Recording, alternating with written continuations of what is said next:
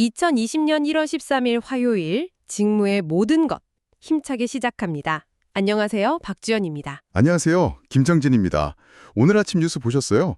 간밤에 미국 증시가 기술주 중심으로 크게 올랐다고 하던데요. 그래서인지 출근길 발걸음이 약간은 가벼운 것 같기도 하고요. 맞아요. 요즘 워낙 경제 지표들이 엎치락 뒤치락해서 다들 신경이 많이 쓰이잖아요. 그래도 이런 소식이 들려오면 괜히 기분이 좋아지죠. 근데 날씨는 정말 춥네요. 아, 맞아요. 올겨울 들어서 가장 추운 날씨라는데 여기 광화문 스튜디오까지 오는 길이 쉽지가 않았습니다. 그러게요. 벌써 저희가 이렇게 스튜디오에서 만나는 것도 7번째네요. 이제 좀 익숙해질 만도 한데 여전히 마이크 앞에 앉으면 살짝 긴장이 돼요. 오늘도 잘할 수 있겠죠? 그럼요. 저희 목표는 명확하잖아요. 취업 준비하시거나 직무 역량을 키우고 싶은 분들이 출퇴근길에 부담 없이 들으면서도 이거 정말 면접장이나 실무에서 바로 써먹을 수 있겠다 하는 그런 핵심 지식을 얻어가시게 하는 거예요. 좋습니다. 오늘도 그 목표를 향해 달려보겠습니다. 네, 오늘 저희가 함께 깊이 파고들어볼 직무 역량은 바로 공정지표 관리입니다. 생산관리, 품질관리 아니면 공정기술 직무 희망하신다면 거의 100% 받게 될 질문이 있죠. 뭔지 알 것 같아요. 네, 우리 회사의 생산성을 어떻게 높일 수 있을까요? 정말 막막한 질문이죠. 저도 취업 준비할 때 저 질문 받으면 그냥 최선을 다해 열심히 하겠습니다. 이거 말고는 할 말이 떠오르지 않더라고요. 뭔가 있어 보이게 말하고는 싶은데 뭘 알아요 말이죠. 바로 그럴 때 필요한 게 오늘 다룰 내용입니다. 막연한 열정이 아니라 네, 저는 우선적으로 가동률과 작업 능률 지표를 분석해서 병목 공정을 찾아내겠습니다. 이렇게 숫자로, 논리로 말할 수 있게 되는 거죠. 와, 오늘 이 시간을 통해 여러분은 생산성이라는 추상적인 단어를 구체적인 숫자로 해부할 수 있게 될 겁니다. 좋습니다. 그럼 생산성이라는 단어부터 제대로 한번 짚고 넘어가 보죠. 정말 많이 쓰는 말이긴 한데 정확한 의미를 설명하라고 하면 살짝 망설여지거든요. 그렇죠. 가장 단순하게 정의하면 투입 대비 산출. 그러니까 인풋분의 아웃풋이에요. 인풋분의 아웃풋. 네. 적은 자원을 투입해서 많은 결과물을 만들어낼수록 생산성이 높다. 이렇게 말하는 거죠. 아주 간단한 원리인데 여기서부터 가지를 쳐나가는 게 중요해요. 가지를 친다는 건 생산성을 보는 관점이 여러 가지라는 말씀이시죠. 맞습니다. 예를 들어 산출물, 즉 아웃풋을 기준으로 볼 수 있어요. 단순히 제품을 몇 개 만들었는지로 보면 물적 생산성이 되고요. 네네. 그 제품을 팔아서 얼마를 벌었는지로 보면 가치 생산성, 그리고 거기서 원가를 빼고 얼마를 남겼는지로 보면 부가가치 생산성이 되는 식입니다. 아하, 똑같이 100개를 만들어도 비싼 제품을 만드는 회사가 가치 생산성은 훨씬 높을 수 있겠네요. 면접에서 이런 용어들을 살짝 섞어 쓰는 것만으로도 이 지원자는 개념이 있구나 하는 인상을 줄 수 있겠어요. 바로 그거죠. 자, 그럼 이제부터가 진짜 핵심입니다. 이 생산성이라는 큰 우산을 구성하는 세 개의 핵심 기둥이 있어요. 세 개의 기둥이요? 네, 바로 가동률, 작업 능률, 그리고 수율입니다. 이 셋은 서로 얽혀 있어서 마치 세 개의 다리를 가진 의자 같아요. 하나만 피걱거려도 전체가 불안정해지죠. 세 개 다리를 가진 의자라 비유가 재미있네요. 그럼 첫 번째 다리, 가동률부터 한번 살펴볼까요? 이건 꽤 직관적인 것 같아요. 말 그대로 기계가 얼마나 돌아갔느냐 아닌가요? 정확합니다. 우리 공장에 기계가 10대 있는데 8시간 근무 시간 동안 평균적으로 7대만 돌아가고 있었다면 가동률은 70%인 거죠. 네, 70%? 너무 쉬워 보이죠? 하지만 여기서 함정이 있습니다. 가동률이 100%라고 해서 무조건 좋은 걸까요? 당연히 좋은 거 아닌가요? 기계가 쉬지 않고 일했다는 뜻이니까요. 단기적으로는 그렇죠. 하지만 기계도 사람처럼 쉬고 정비를 받아야 하잖아요. 가동률 100%에 집착하다가 예방정비 시간을 놓치면 어느 날 갑자기 기계가 크게 고장나서 며칠씩 라인이 멈춰설 수도 있어요. 그렇게 되면 그렇게 되면 가동률은 그냥 0%로 떨어지는 거죠. 그래서 무조건 100%를 외치기보다 계획된 정비 시간을 제외한 계획 가동 시간 내에서 얼마나 목표를 달성했는지를 보는 게 더 중요합니다. 벌써부터 깊이가 다르네요. 단순히 기계를 돌린다가 아니라 계획적으로 건강하게 돌린다는 관점이군요. 그럼 두 번째 다리, 작업 능률은 어떤가요? 이건 사람의 효율성을 보는 거겠죠? 맞습니다. 이건 정해진 시간 안에 얼마나 표준에 가깝게 일을 해냈는가를 보는 지표예요. 예를 들어서 어떤 부품 하나를 조립하는데 표준 시간이 10분으로 정해져 있다고 해보죠. 네. 어떤 작업자가 1시간, 즉 60분 동안 7개를 조립했어요. 그럼 이 사람의 작업 능률은 몇 %일까요? 60분이면 표준상 6개를 조립해야 하는데 7개를 했으니까 100%가 넘는 거 아닌가요? 약 116% 정도 되겠네요. 정답입니다. 이렇게 작업 능률은 100%를 넘을 수도 있어요. 숙련도가 높은 작업자일수록 더 짧은 시간에 일을 끝내니까요. 반대로 신입사원이라 1시간에 4개밖에 못했다면 작업 능률은 67% 정도가 되겠죠. 아, 여기서 이제 관리자의 역할이 드러나는 거죠. 능률이 낮은 작업자를 단순히 다그치는 게 아니라 왜 능률이 낮을까? 교육이 부족했나? 작업 방식이 불편한가? 이걸 분석하고 개선해줘야 하는 겁니다. 그렇군요. 가동률이 기계의 건강이라면 작업 능률은 사람의 숙련도를 보여주는 지표네요. 그럼 마지막 다리, 수율은 뭔가요? 수율은 투입된 원재료가 얼마나 온전한 제품으로 만들어졌는가 이걸 의미합니다. 불량률의 반대 개념이라고 생각하면 쉬워요. 아, 불량률의 반대. 네. 밀가루 100kg을 투입해서 빵을 만들었는데 중간에 타거나 모양이 망가져서 버리는 것 빼고 최종적으로 팔 수 있는 빵이 80kg 나왔다면 수율은 80%가 되는 겁니다. 아, 이 세 가지가 어떻게 연결되는지 이제 그림이 그려져요. 예를 들어서 수율이 낮아서 분량이 많이 나오면 작업자들은 그걸 처리하느라 시간을 뺏기잖아요. 그럼 작업 능률이 떨어질 수밖에 없겠네요? 바로 그겁니다. 그리고 불량품을 골라내느라 기계를 잠시 멈추기라도 하면 가동률까지 떨어지죠. 아, 다 연결되어 있구나. 네, 이렇게 세 지표는 서로의 꼬리를 물고 영향을 줍니다. 그래서 현장 관리자는 이 세 가지를 항상 함께 보면서 어디서 문제가 시작됐는지 그 근본 원인을 찾아야 해요. 이 모든 걸 관리하려면 결국 시간을 어떻게 쓰는지 분석하는 게 기본이 되겠네요. 관련 자료를 찾아보니까 공수라는 개념이 나오던데 이건 좀 어렵더라고요. 공수는 어떤 일에 투입된 사람의 노동량을 시간으로 환산한 것인데 복잡하게 생각할 것 없어요. 직원이 아침 9시에 출근해서 저녁 6시에 퇴근하면 점심시간 1시간 빼고 총 8시간, 즉 480분이 회사에 머무른 시간이잖아요. 네, 그렇죠. 이걸 취업 공수라고 해요. 그런데 그 480분 내내 제품만 만드는 건 아니잖아요. 아침에 조회도 하고 회의도 하고 뭐 자재게 늦게 와서 기다리기도 하고요. 정확해요. 그런 시간들을 전부 가동 로스, 즉 손실 시간이라고 부릅니다. 이 손실 시간을 뺀 진짜 순수하게 작업에 투입된 시간을 실동 공수라고 하고요. 아, 그걸 실동 공수라고 하는 거군요. 네, 공정관리의 목표는 결국 이 가동 로스를 최대한 줄여서 실동 공수를 늘리는 싸움이라고 할 수 있습니다. 결국 이 개념들을 바탕으로 공장의 효율을 숫자로 표현하는 공식이 나오겠군요. 듣기만 해도 머리가 아픈데 쉽게 설명해 주실 수 있나요? 물론이죠. 딱 세 가지만 기억하시면 됩니다. 첫째, 가동률은 아까 말한 총 근무 시간 중에 실제 일한 시간이 얼마나 되는지를 보여주는 비율이에요. 네. 8시간 중에 1시간을 기계 고장으로 놀았다면 실제 일한 7시간을 8시간으로 나눈 값, 즉 87.5%가 가동률이 되는 거죠. 네, 그건 이해가 됐어요. 둘째, 작업 능률은 실제 일한 시간 동안 표준 시간 기준으로 봤을 때 얼마나 많은 일을 해냈는가를 보는 거예요.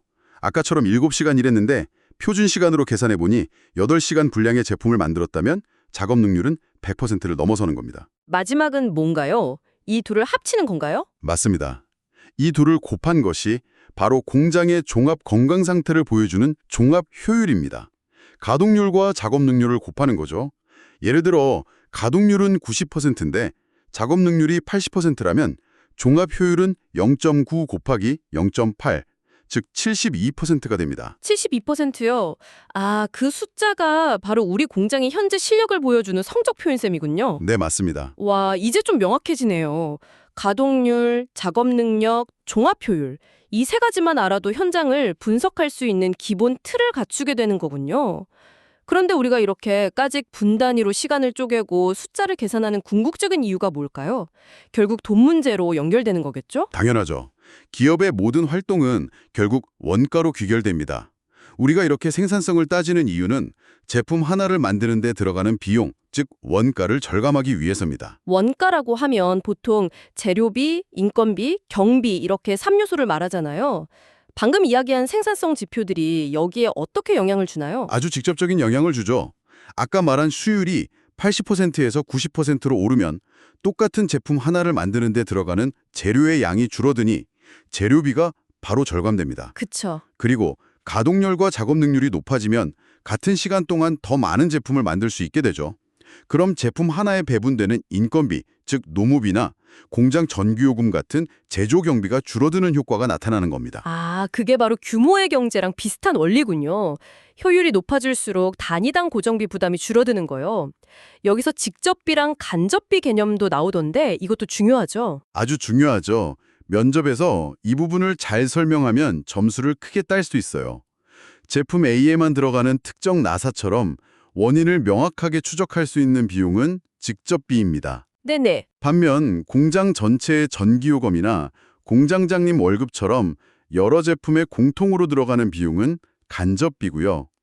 원가 관리의 핵심 중 하나는 이 애매한 간접비를 각 제품에 얼마나 합리적으로 나눠주느냐, 배부라고 하거든요. 거기에 있어요. 그렇다면 면접에서 이렇게 말해볼 수 있겠네요. 공정 개선을 통해 작업 대기 시간을 줄여 가동률을 높이면 시간당 생산량이 늘어나게 됩니다. 이는 제품의 단위당 고정비, 특히 간접비 배부액을 줄여서 최종적으로 제품 원가를 낮추는 효과를 기대할 수 있습니다. 어떤가요? 와, 완벽합니다. 그냥 열심히 해서 원가를 줄이겠다는 사람하고는 차원이 달라 보이죠.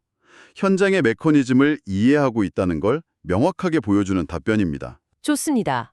이론은 이제 어느 정도 잡힌 것 같은데 역시 실전 데이터로 보면 느낌이 확 다를 것 같아요. 실제 기업 사례를 보면서 이야기해 볼까요? 좋은 생각입니다. 제가 C전자라는 가상의 회사의 상반기 실적표를 준비했어요. 한번 보시죠. 매출액 목표 대비 105% 달성, 생산량도 목표 대비 108% 달성. 와, 숫자만 보면 정말 잘했죠? 네, 목표를 초과 달성했으니까 성과급 파티라도 해야 할 것 같은데요. 겉으로 보기엔 아무 문제가 없어 보여요. 그렇죠. 하지만 진짜 관리자는 여기서부터 돋보기를 꺼내 들어야 합니다. 표 아래쪽에 있는 세부 지표를 한번 보세요. 투입 인원과 근무일수 항목에 배드 평가가 찍혀 있어요. 그러네요. 계획보다 투입 인원은 4% 늘었고 근무일수는 무려 15%나 늘었습니다. 아, 이게 뭘 의미하는지 알 것 같아요. 목표 생산량을 맞추긴 맞췄는데 그 방법이 계획에 없던 사람을 더 뽑고 주말 특근이나 야근을 엄청나게 시켜서 겨우겨우 달성했다는 뜻이군요. 바로 그겁니다. 단기적으로는 성공처럼 보이죠. 하지만 그 이면에는 직원들의 번아웃, 추가 인력 채용과 초과 근무 수당으로 인한 원가 상승이라는 시한폭탄이 숨어 있는 겁니다. 와, 이런 식의 성공은 지속 가능하지 않아요. 다음 분기, 내년에는 더 많은 사람과 시간을 갈아 넣어야 할지도 모릅니다. 이 데이터를 보고 목표 달성 잘했다라고 말하는 사람과 목표는 달성했지만 과정의 효율성에 심각한 문제가 보입니다라고 말하는 사람의 차이가 바로 관리의 역량 차이죠. 정말 소름 돋네요. 숫자는 거짓말을 안 하지만 어떤 숫자만 보느냐에 따라 전혀 다른 해석이 나올 수 있다는 걸 보여주는 사례예요.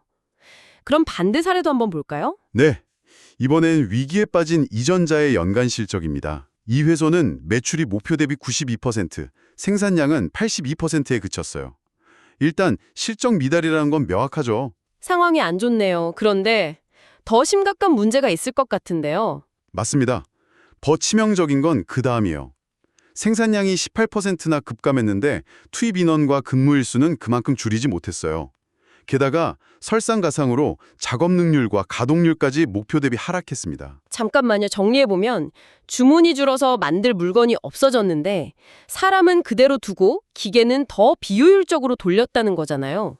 이건 그냥 최악의 상황 아닌가요? 그렇죠. 매출 감소라는 외부 충격이 왔을 때 기업은 내부 효율성을 최대한 끌어올려서 손실을 방어해야 합니다. 허리띠를 졸라매야 하는 상황에서 오히려 낭비가 더 심해진 거죠. 아, 그 결과는 처참합니다. 원가율이 목표였던 84%에서 89%까지 치솟았고 결국 영업이익은 목표치의 40% 수준으로 곤두박질 쳤습니다. 외부 위기에 내부 관리 실패가 더해지면서 회사가 나락으로 떨어진 전형적인 사례입니다. C전자와 E전자의 사례를 보니 이 지표 관리가 왜 중요한지 정말 피부로 와닿습니다. 결국 이런 분석을 하는 이유는 보고서를 예쁘게 꾸미려고 하는 게 아니라 그래서 뭘 해야 하는가? 이 질문에 답하기 위해서겠군요. 정확합니다. 분석에서 멈추면 아무 의미가 없어요. 왜 우리 공장 가동률이 계속 70%대에서 멈춰있지? 하고 데이터를 파고들었더니 사모기 설비의 특정 부품이 유독 잔고장이 잦았구나 라는 원인을 발견하는 거죠. 네네. 왜 신입사원들의 작업 능률이 기대보다 안 오르지? 추적해보니 표준 작업 절차서가 너무 복잡해서 이해하기 어려워했구나 라는 걸 알게 되는 겁니다. 그리고 그 원인을 바탕으로 사모기 살비의 예방 보존 주기를 단축하고 해당 부품을 개선품으로 교체하자, 신입사원용 시각 자료와 동영상 매뉴얼을 만들자 같은 구체적인 개선 대책을 세우고 실행하는 것. 그게 바로 공정지표 관리의 완성인 거군요. 맞습니다. 문제 발견에서 원인 규명, 그리고 개선 대책 수립과 실행으로 이어지는 이 선순환 구조를 만드는 것. 그것이 바로 이 직무의 핵심 역량이라고 할 수 있습니다. 네, 오늘 공정지표 관리에 대해 정말 깊이 있게 알아봤습니다. 처음에는 그냥 복잡한 숫자 노름이라고 생각했는데 알고 보니까 현장의 스토리를 읽어내는 언어이자 미래를 더 나은 방향으로 이끄는 나침반 같은 거였네요. 좋은 정리입니다. 취업을 준비하시는 분이라면 오늘 나온 가동률, 작업 능률, 수율, 그리고 종합 효율 같은 핵심 지표의 개념을 정확히 이해하시고요. C전자나 E전자 사례처럼 가상의 데이터를 놓고 나라면 이 상황에서 어떤 문제를 진단하고 어떤 해결책을 제시할까 하고 자신만의 논리를 만들어보는 연습을 꼭 해보시길 바랍니다. 오늘 저희가 다룬 내용에 대해서 더 체계적인 학습 자료나 세부적인 공식들이 궁금하신 분들도 계실 것 같아요. 그런 분들께는 NCS, 즉 국가직무능력 표준 포털 사이트를 꼭 방문해 보시라고 추천해드리고 싶어요. 포털에 들어가셔서 공정지표 관리, 학습 모듈을 검색해서 다운로드하시면 오늘 저희가 이야기 나눈 내용보다 훨씬 더 상세하고 체계적인 자료를 무료로 보실 수 있습니다. 면접 준비에 큰 도움이 될 거예요. 정말 좋은 팁이네요. 자, 그럼 마무리하기 전에 청취자분들께 생각할 거리를 하나 던져드리고 싶어요. 어떤 거죠? 오늘 저희가 이야기한 지표들은 대부분 효율성과 생산성에 초점이 맞춰져 있었잖아요. 그런데 만약 여러분이 현장의 관리자라고 상상해 보세요. 이번 분기 생산성 목표를 달성하면 큰 보너스를 받을 수 있는데 그러려면 직원들이 제안한 창의적이지만 시간이 걸리는 개선 아이디어를 잠시 덮어두고 무조건 기존 방식으로 빠르게 생산만 해야 하는 상황입니다. 어떤 결정을 내리시겠어요? 와, 정말 어려운 질문이네요. 단기적인 성과와 개인의 보상, 그리고 장기적인 혁신과 팀의 성장 사이에서의 갈등이군요. 효율성과 혁신, 그 사이의 균형점을 어디서 찾아야 할까요? 정답은 없겠지만 출퇴근길에 한번 진지하게 고민해 보시면 스스로가 어떤 가치를 중요하게 생각하는 리더인지 돌아볼 좋은 기회가 될 것 같습니다. 네, 직무의 모든 것 오늘 준비한 내용은 여기까지입니다. 함께해 주셔서 감사합니다. 다음 주에도 여러분의 직무 역량을 한 단계 더 성장시켜드릴 알찬 내용으로 찾아뵙겠습니다. 고맙습니다.